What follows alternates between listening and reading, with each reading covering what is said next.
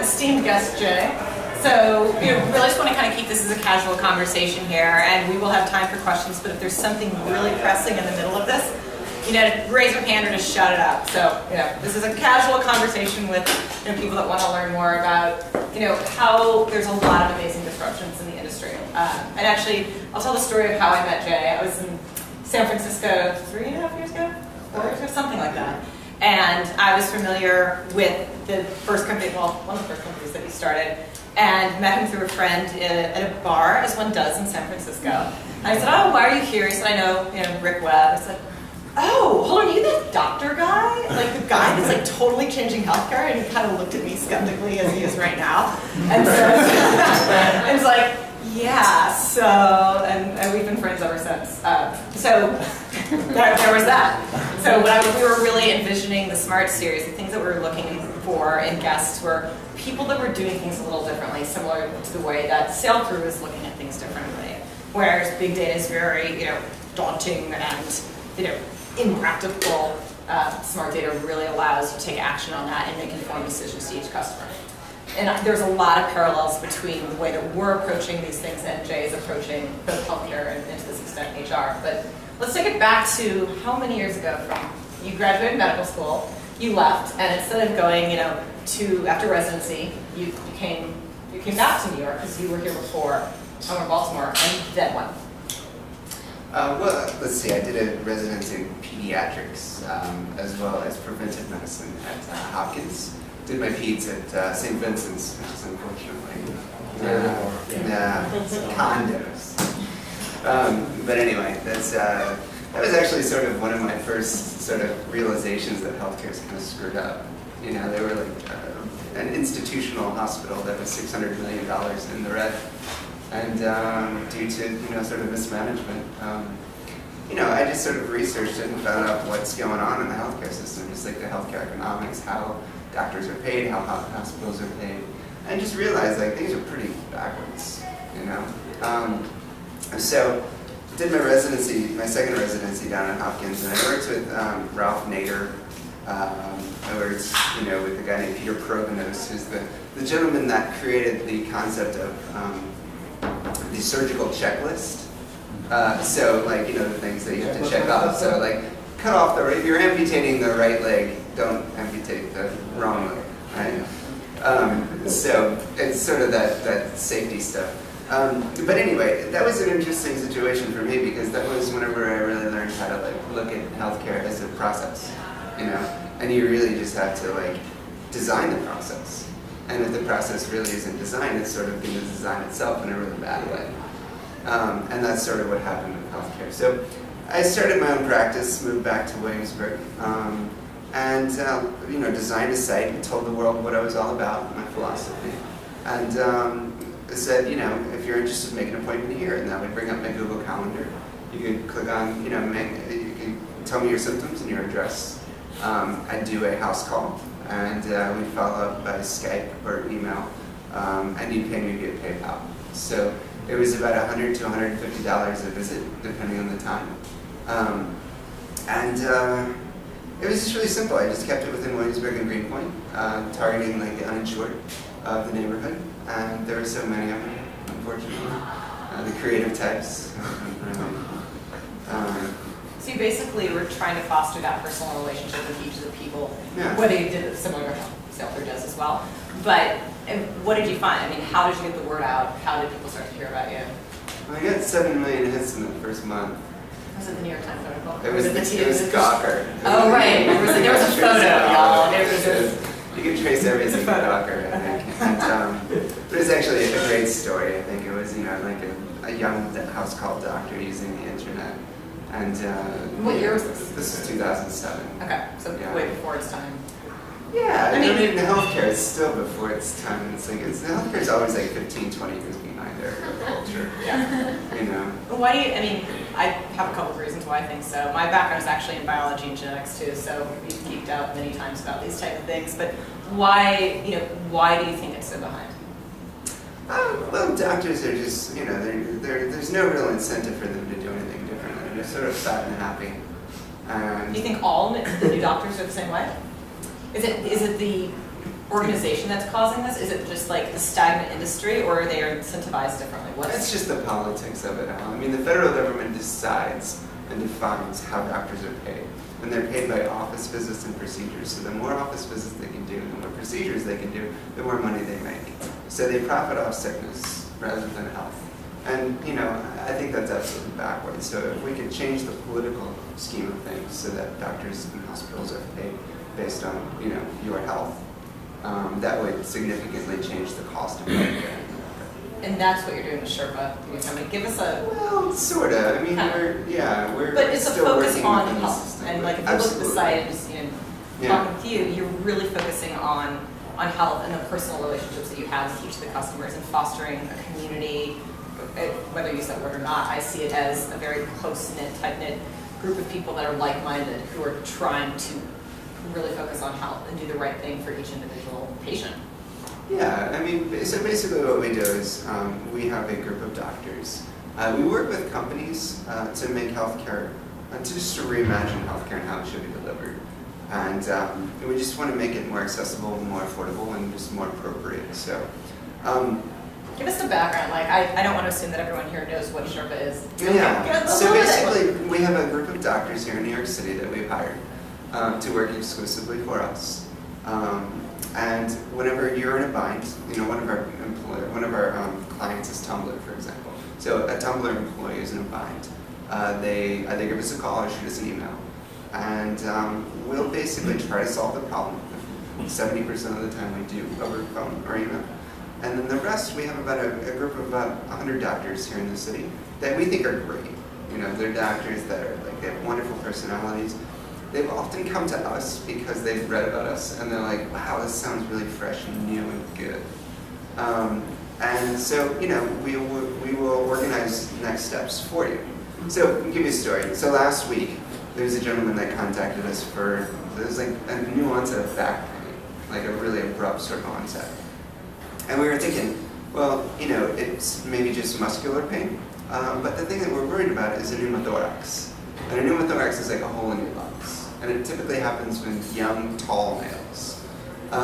So he fit all these criteria. So we could have sent him to the ER, where that would have been about, you know, a $4,000 visit and probably 6 to 8 hours out of his life that he's not going to get back.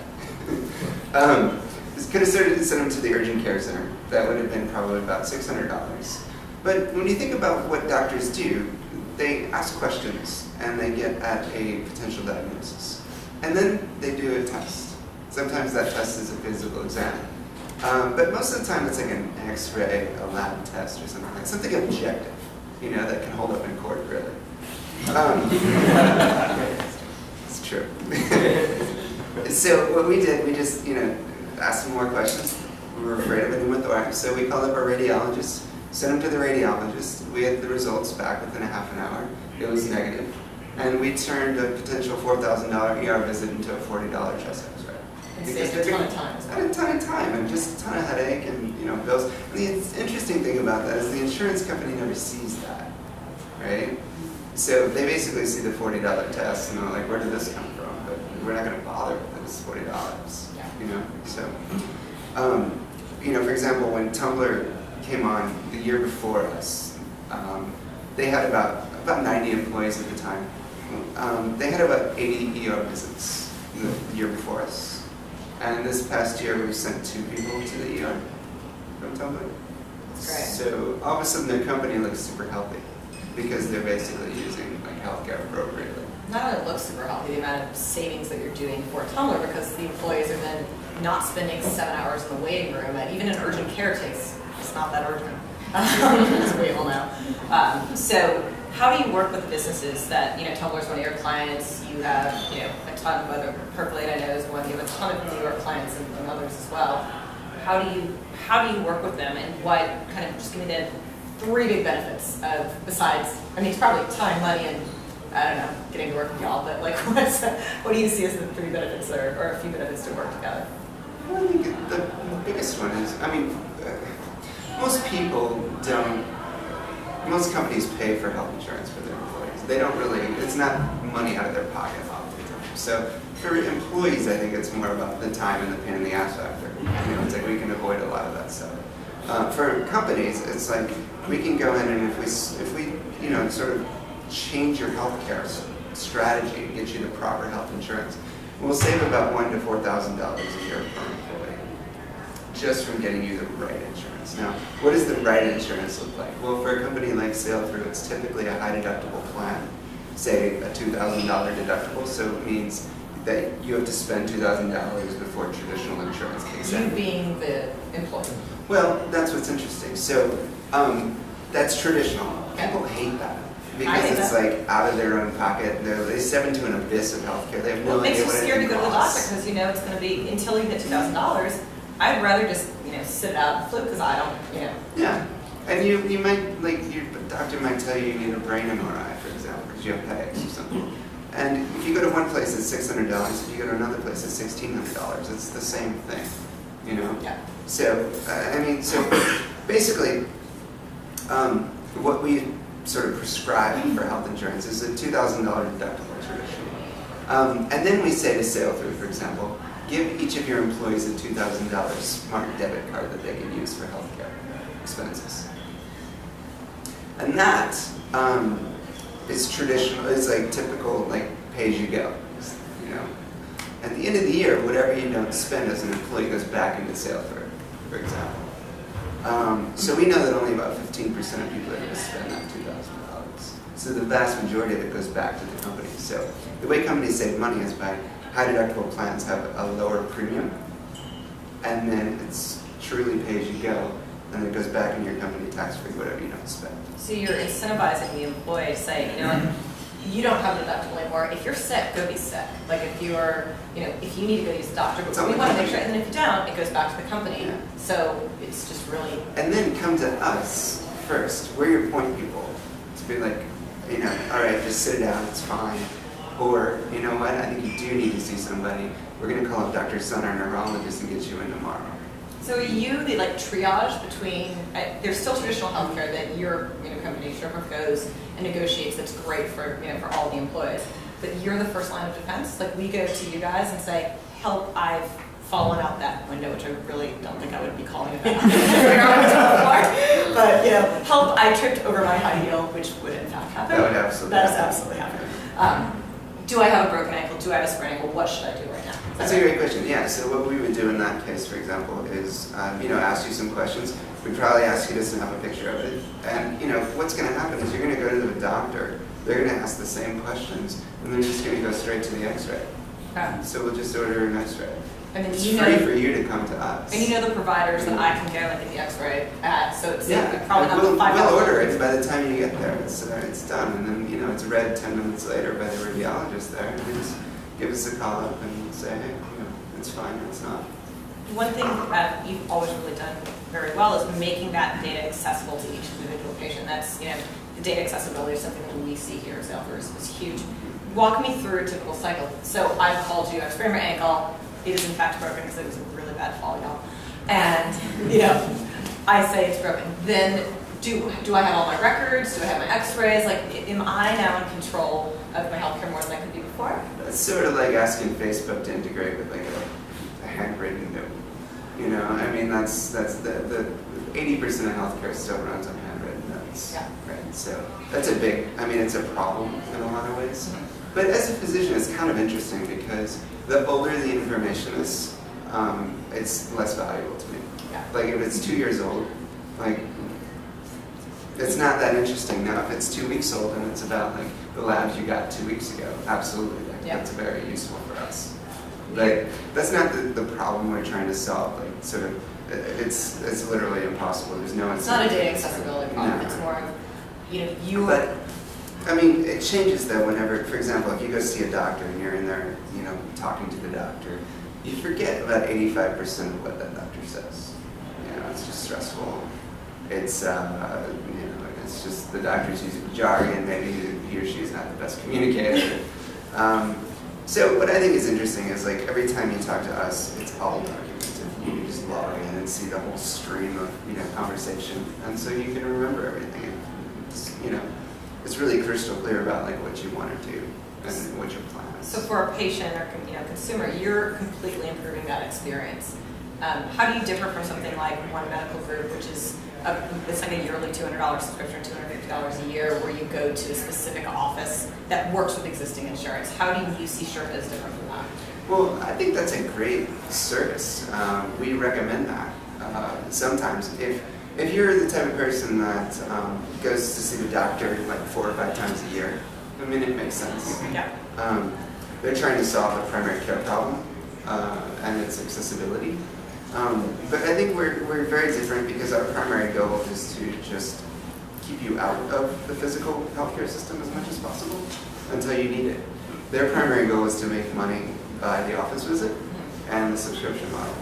So, we just say like sometimes you need that, sometimes you don't. We're finding that 70% of the time you don't need a physical exam.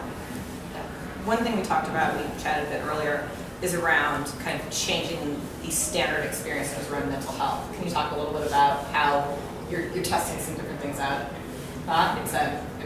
The daunting problem that I think that we've actually talked about this a lot is if you want to go find a mental health care provider, the best ones don't take insurance. They're $250 or whatever an hour, whatever it is, which really prices people out of the people that you get the referrals to. And we talked about, you said not me, but like somebody might not need the every week $200 thing. It could be something, and it varies. Talk a little bit about how you're integrating that with Sherpa. Yeah. Well, let's start off with one of the criticisms of what we do is from the health policy wonks. They'll say you're just treating the worried well, the young healthy people, right?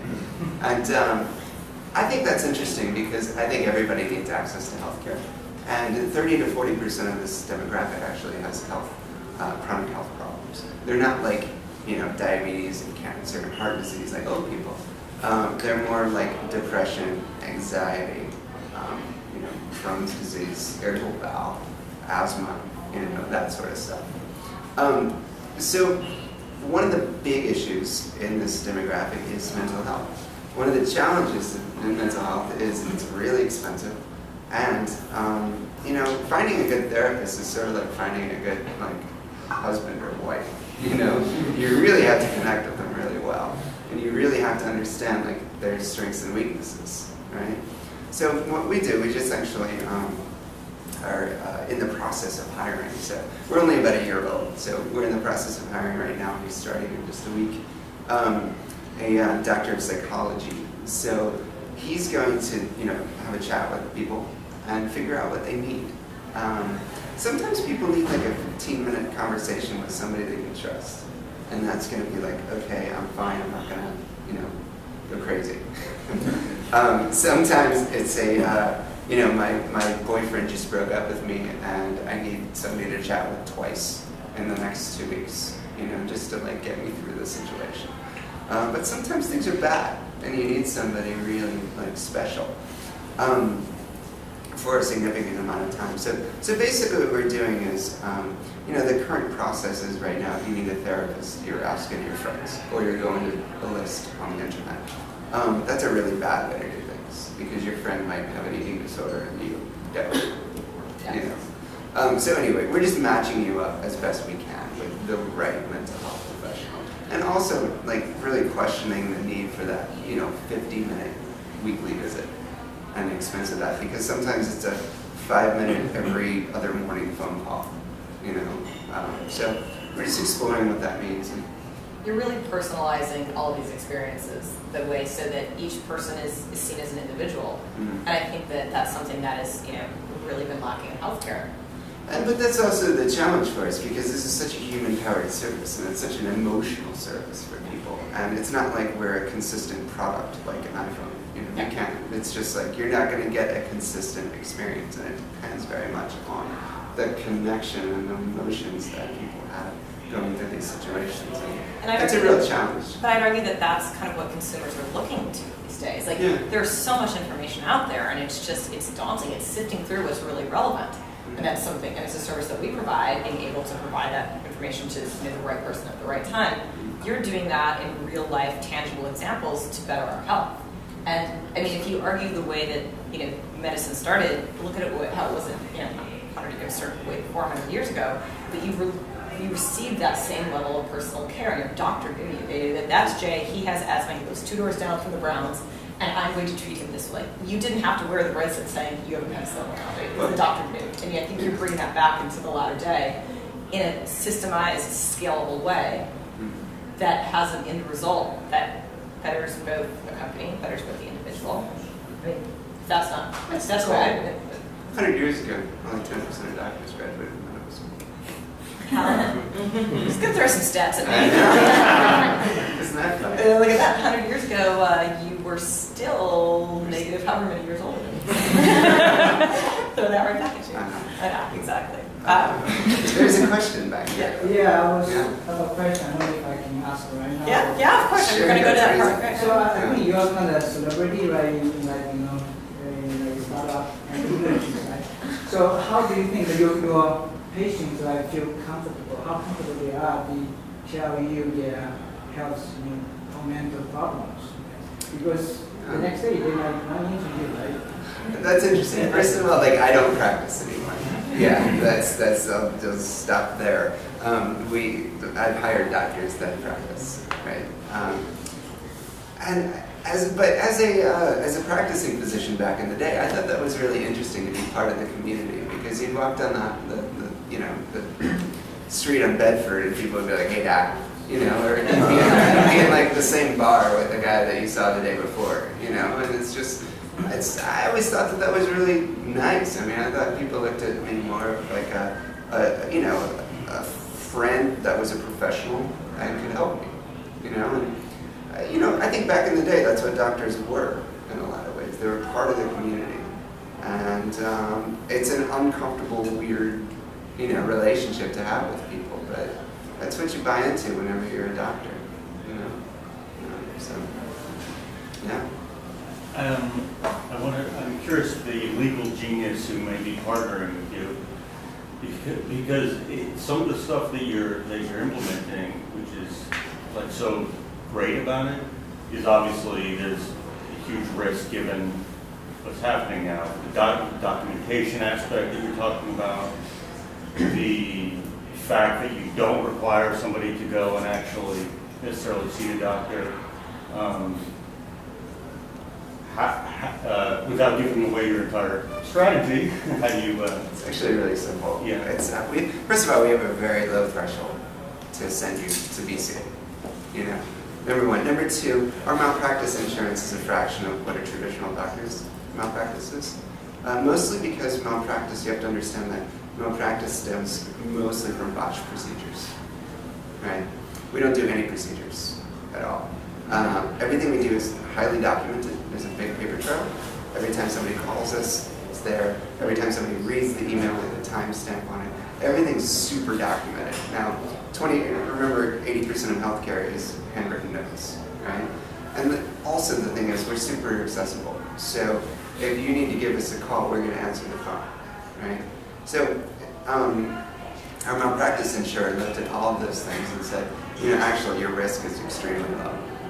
So it's not that big of a deal for us. Of course, someday we're going to get sued, but the vast majority of malpractice cases are actually thrown out because you have to prove, a series of 4 things, and that's like gross negligence on many levels, and it's actually, malpractice isn't a huge deal for primary care. It is for like OB-GYN, neurosurgeons, things like that. People that do big procedures. Yeah. So it sounds like legal is a really big risk. What do you see as big risks? Like what keeps you up at night? What are the legal-based challenges and risks as a startup that you're taking on? Like dealing with working within the constraints of an inconsistent personality. Doctors are humans, as are patients, and you can't standardize the process of healthcare delivery. there are different issues happening on both sides for the doctor and the patient. And to me, I'd love to standardize as much as possible.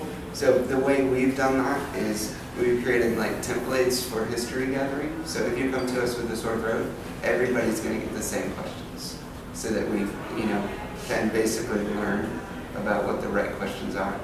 And then if you go to 3 different doctors, you're going to walk out with 3 different treatments. Only about 10% of what doctors do is evidence-based. The rest of it is just tradition, which is really scary, of course. But we're standardizing treatment protocols as well, so that like if you have a sore throat and you have strep pharyngitis, everybody is going to get the same treatment, and it's evidence-based. So that's the kind of stuff. It's I like to think of it as more of as an experience company. You're using data to make good decisions, kind of like Sailthru does. Sorry, I'm in marketing here. I gotta do this. Well, eventually. But yeah, we're really just getting started. Yeah. So you talked, or it was mentioned at the beginning of the talk about future medicine, and I'm wondering if you see the future being a lot of groups like Sherpa doing what Sherpa does, or are you seeing Sherpa being a giant international sort of? Yeah. It's sort of like, healthcare is a lot like trying to organize like the barber industry. It's just like everybody's like there's a barber in like this neighborhood and that neighborhood. They're all totally independent. And they're like not even really that interested in finding out what that barber's doing, because they're busy, like cutting people's hair. It's like the same concept in healthcare. It's like, it's so disconnected. It's just like a cottage industry, block by block, basically.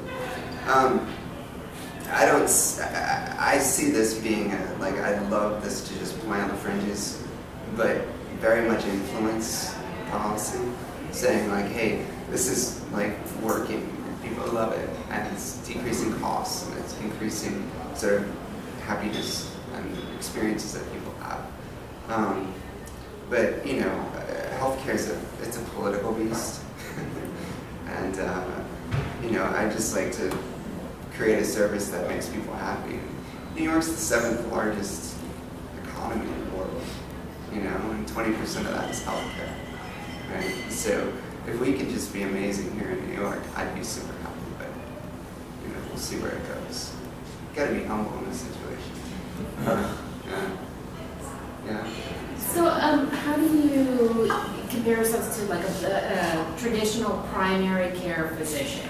Like, are you my primary care physician, or are you my triage guy who I go to, like, urgent care? So that's a great question. Only about 5% of my colleagues are going into primary care every year. In the United States, what's that? Do we even need them? Well, that's a great question, and I truly think that we're redefining what primary care is.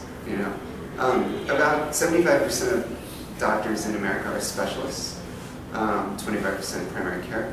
That's exactly opposite of all the other healthcare systems in the world, because specialists get paid $3.5 million more every their lifetime versus a primary care doctor. And the average age is about 58. So whenever they retire in the next 5 years, like our system's going to be about 90-95% specialists, right? So without primary care, then what are we going to do? And so that's what I think that's the big problem we're trying to solve, to say is like, what is primary care? It's not going to be that traditional old school doctor that we all grew up with. It's going to be, connecting a bunch of specialists who aren't really connected, and making sure you get the right care at the right time every time from the best person to treat you. So that's what we're trying to do. And will you keep my records so that when I come back to you 6 months, like I had, sore throat this month, and then 6 months later I come back with an earache, are you going to know, oh yeah, that didn't So we have all of that, absolutely. Now, whenever we have to refer you out, that then there becomes a challenge. But the specialists that we work with are incentivized to work with us, right? Because we're a referral base for them. So the thing that we ask of them is for them to document what they did and send it back to us. So sometimes that's something in the mail, sometimes that's a PDF. We're basically going to only work with people that will submit back to us. And that's most likely for the foreseeable future going to be a PDF. and that's a challenge in and of itself, but at least it'll be part of your profile. So just to follow up on that, are you guys the ones doing like school forms, for example? For I don't know, I guess you're not really seeing kids, but whatever. If someone needs like a medical form filled out or something by their doctor, is that you? It depends on the situation. I mean, like just basic checkup type stuff. Well, what's interesting about that is the basic checkup. There was a big study that came out looking at a series of randomized controlled trials in the last 20 years, saying that the basic checkup does not prolong lives or increase health. So I actually don't believe that that's like how often you go to the doctor and you're totally asymptomatic, no symptoms at all, and they pick something up that's like it just doesn't happen. You hear random stories about it, but at a population level, that's just a random thing. So, anyway, absolutely, some of those forms require a physical examination, though. They probably most of them do. So that's something we wouldn't do, but we would hook you up with somebody who could. Do you see some of your techniques and approaches working in the developing world? In the what? In the developing world. The deal is, yeah, absolutely. It's just a different process, right, than what currently exists, and I think it's a better, more efficient process. The issue is, like, who's going to pay for it, So right now, as I said earlier, the federal government says that doctors get paid for office visits and procedures, right? Now, we had to sort of do an analysis and be like, who profits off health in America? There aren't that many. Most people profit off sickness. Hospitals, doctors, they all profit off sickness. So who profits off health? Well, companies definitely do. Whenever they have a healthy workforce, they're doing better, on many levels. So I just said, well, all right, then let's go to companies and see if they're willing to pay for a better process. And what we found is that by just redistributing some of the money, they get cheaper healthcare and I think a better experience. So I think it works anywhere. It's just a matter of who's going to pay for a better process. So, question: you mentioned how this is helping providing patients a better experience. What have you found with the doctors? Are they finding a better experience to administer the care as well? It's very fulfilling for them, I think. Yeah. So what's interesting about us is we don't need a lot of doctors. If you you look at a lot of people like to compare other countries' healthcare systems. If you look at Iceland, for example, it's 300,000 people. They only have 800 doctors, right? So that's not our problem. We have so many doctors waiting to work with us. It's really just about signing up in the companies. But when doctors do work with us, I think they're extremely fulfilled based on all the feedback I've gotten. But what's really interesting about it, they're the really curious, early adopter doctors, and that's really cool to me because a lot of people are like, will doctors do what you're doing? And I'm like, I don't really care if doctors will do that. I just want the right doctors who want to do this. And we don't need a lot of them to make this work. Makes sense. Yeah. One follow-up question on that. As I was reading about Sherpa, I noticed a lot of it goes through emails or texts or things that sound like they can be more asynchronous services, like someone writes in, when you get to it, you can look at it, you can see what the most urgent ones are versus talking on the phone with someone or in person where you have to go back and forth. Is that how it works? And if so, is that an active decision that was made rather than Skyping with people or something? So 95% of everything we do is asynchronous. Yeah. The rest are phone calls. I absolutely do not believe in video visits. My previous company, Hello Health, we baked into our platform the opportunity to have video visits so people could choose office visits, email visits, or video visits. And in the first year out of 2,000 visits, there were 2 requests for video visits. People don't use them. That's a top-down healthcare sort of invention. Where else in society do we use video visits? Is that Skype? Skype, Okay. yeah, just Skype. Nobody uses them. We're going to take 2 more questions, too, and then Jay will be out there answering questions, so you can go 2 or 2. There's a guy back here who's been raised. Yeah, So the downfall of being in the back. So have you found that any people have been frustrated by raising the deductible and finding that they feel that more of the burden is shifted to customers? And I'll give you an example. So I work for a small firm, a small company, and the deductible is high. And High as in? it's high as in like individual, the individual deductible is $2,200. So accordingly, until you reach that, you have to pay, and you pay. I pay that through my flex spending. So for each visit that I go to, with my benefits administrator, I have to pay, and depending upon the doctor, right? I have to pay the doctor out of pocket, and then I get reimbursed through my flex. It becomes a very complicated process, and it's not just Sounds me, but yeah. so everyone who works for my company has found this problem. It's become like a second job, because the benefits administrator would require you to not only submit your invoice. So if you pay with a credit card or a check, you'd have to submit the check, or you'd have to submit the credit card receipt. Then you'd have to submit the bill. Then you have to submit the EOB. You have to scan it all in. We would never do that. You scan it all in. You send it to the administrator, and then they verify everything. And if you're missing one thing, they send you a nasty email telling you that you're going to have some tax double.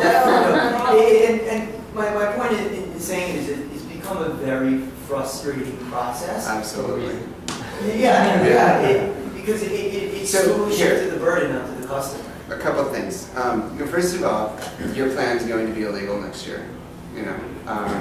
That's way too high of a deductible to satisfy the criteria for a Obamacare approved plan. So that's going away. Number one. Number two, we don't do that at all. If your company has a high deductible plan, on top of that, you give your employees a debit card that they can use on healthcare expenses. Is that a requirement of yours? Well, we would just never recommend a high deductible plan without this. People absolutely hate that process, obviously. So you can use a debit card, just swipe it like it's a Visa card.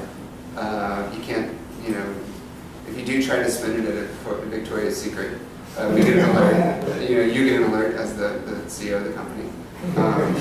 Prevention. Yeah, which is that was based on a true story. So anyway, by doing that, that eliminates all that stuff that you're talking about. Okay, and whatever they don't spend at the end of the year goes back into your company. Now, what's interesting about this is you as a company leader can decide how much of the premium are we going to cover. Are we going to cover 80%, 70%, 60%? And typically what we do is, if you're covering like 80 or 90% right now, if you're going to give them that $2,000 debit card, for example, let's dial that down to like 70%. So, but that turns the healthcare cost into a fixed monthly cost because they're not responsible for the $2,000, right? And so employees actually like that a lot. You take advantage of the lower premiums and eliminate that issue of spending their money out of their own pocket and all that medical billing back and forth. The other thing that we do is we cover medical billing questions as well. So you get a bill from the ER because you went there 2 months ago and it says you owe $10,000. You snap a picture of that, send it to us. We do some sleuthing and we find out that, oh, actually you only owe $200. That was a mistake. That happens like almost every day. So those are the other things that we take off your plate. Yeah. Yeah, this is I guess going into the data aspect a little bit, because as you grow and scale, you're probably going to be amassing a significant amount of user data and really probably pretty important health data at the aggregate. I think there's a pretty distinct difference in healthcare in treating versus curing. And a lot of doctors will just treat symptoms, and they don't look holistically at what the real issue is and how they can fix it for the long term for that patient.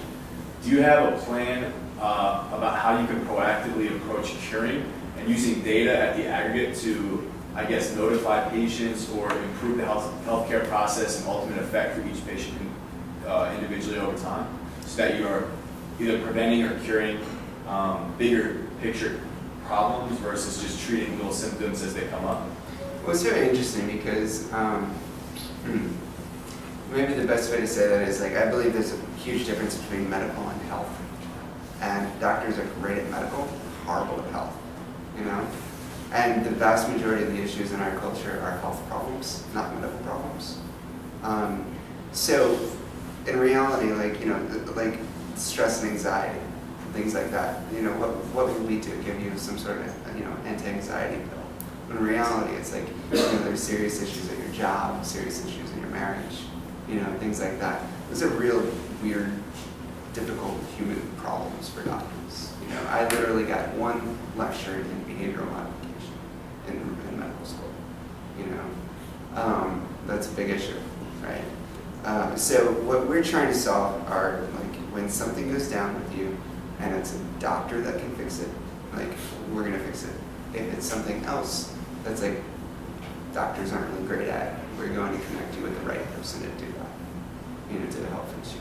But that's a big challenge. I mean, big data and us, you know. But I mean, if you start to identify different, let's say a patient calls in with various requests, and you start to, you're recording and documenting all of these communication attempts or dialogues that you have, and you notice that, you know, maybe algorithmically there's a pattern in what's happening here. Now it's come to our attention that this could ultimately be a bigger problem. We should proactively notify the patient of this and then take the steps necessary to address it before it gets to be something that they can't handle with the doctor. You know, You're talking about like the quantified self kind of stuff. I had a similar question in terms of like, with all the data that you're seeing and your holistic approach and health medical approach, you sense, you know, maybe a better questioning, as you were saying, in terms to get to the diagnostic. And therefore, do you, using all that data to get to read it properly and in a different way, you know, to the diagnostic, you know, will help, you know, treat things a little better. Use data or use technology or use and your holistic and. Like I'll give you an example, a use case actually, which was a real life use case, where a doctor who was practicing peds and, you know, had a baby come in who had specific symptoms that were really unusual. And a lot of doctors were treating the symptoms and they were fixing what was wrong at that moment. Right. But one doctor actually took it upon himself to really understand what was happening with that baby, and not how do we fix these symptoms, but why is the baby having these symptoms, and how do we, you know, fix it at the root level. Turns out that the baby had been born with HIV, and this was identified at a really early stage. It must have been a while ago. There were like 3 kids. I was going to say there were 3 kids. It was actually in Baltimore. Yeah. But it's a really different approach to treating a patient, which is... Those are the kind of doctors that we like to hire. Those doctors that are curious, holistic thinkers, right? Our second-in-command doctor is quadruple boarded, and one of them is integrative medicine, which is that holistic, integrative thinking. And you know, those are the kind of doctors that we want to hire. It's really difficult to standardize that, you know. And the other thing is, that, like 99% of the time, doctors actually don't need help diagnosing. It's really just treating, you know. And we're actually pretty good at diagnosing, you know. Doing something about it is a different story. We don't have many medications, and we don't, you know, a few procedures we can do. You know, I mean, sorry. Yeah. Really quickly though, Yeah, I was going to say, so like, the FDA approved 8 new drugs last year, right? The year before that it was less than 10 too, you know? So, like, doctors being able to do something about a diagnosis is what's most needed, not so much a diagnosis. So, well, actually, we're going to wrap this up. Jay will be here for a little while to take questions afterwards, but thank you guys all for coming, asking phenomenal questions, and for welcoming Jay to Sailthru. So we'll be around for a little while. There's plenty of booze. By plenty, I mean, like, there's another closet full, so please come, stay, mingle with people. You know, we're really excited about bringing really amazing, like-minded people together, and thank you for coming.